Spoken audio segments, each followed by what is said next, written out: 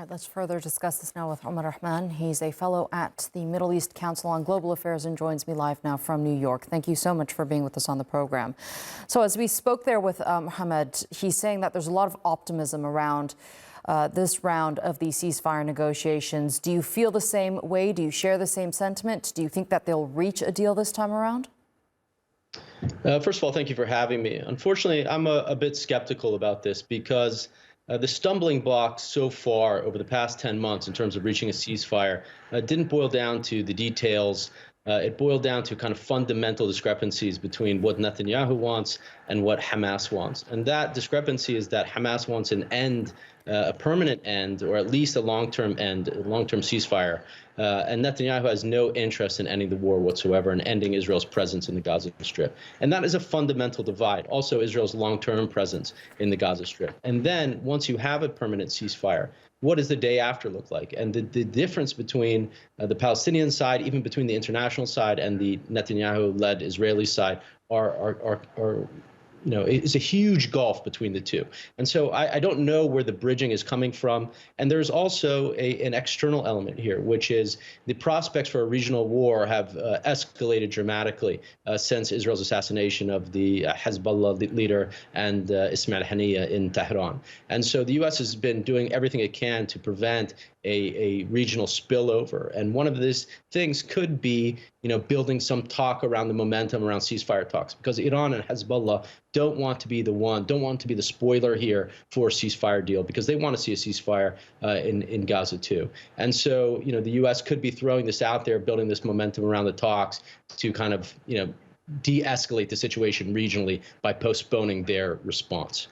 I don't think we can simply ignore the fact that while Israel sits at the negotiating table, it does continue to bomb innocent Palestinians across the Gaza Strip. Biden has told both sides to not undermine the talks, and Israel continuing its bombing campaign is definitely not speaking to Biden's statement there. Sure. And I don't know what Hamas is doing to undermine the talks, but Netanyahu has routinely over the past 10 months over the past 6 months, 5 months, put obstacles in the way, undermined the momentum behind any talks. And so, your own reporter said that the same thing from the Biden administration, that there's been a lot of frustration with Netanyahu, that every time it looks like we may achieve something or Hamas has agreed to a proposal, Netanyahu comes and either puts new conditions on the table or maybe assassinates somebody, something to disrupt those. So I think that's the situation with which we're in, and unfortunately, because people in Gaza, we've just crossed the official mark of 40,000 dead, and there's probably much more dead. We've seen deadly diseases spread, the resurgence of polio after a quarter century. People are in the worst shape possible. The civilian population is probably facing the most intense and aggressive military campaign in modern history, and they're trapped. They can't leave. How important is this for Biden? How much pressure is he under to get this deal done? How important is it for his legacy? He only has a couple of months left in office. It's interesting to see him talk about the optimism around this round of ceasefire talks, but at the same time, he does continue to send weapons to Israel. Yeah, absolutely. I don't think this is about legacy for him in terms of the ceasefire deal, because as you just said or alluded to, the U.S. and the Biden administration just approved $20 more billion in arms to Israel.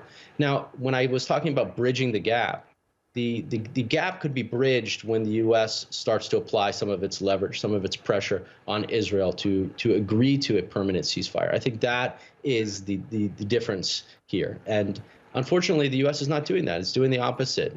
If you were to withhold arms, that's something that would pressure Israel, not, in the midst of what's happening around, in the midst of the killing here, provide Israel with more aid and weapons. That sends the wrong signal to Netanyahu. And so he has no incentive whatsoever. If his plan is to carry on this campaign as long as possible to avoid the political reckoning within Israel, what incentive does he have now to agree to terms to a ceasefire? None whatsoever, as long as the Americans are continuing to provide weapons.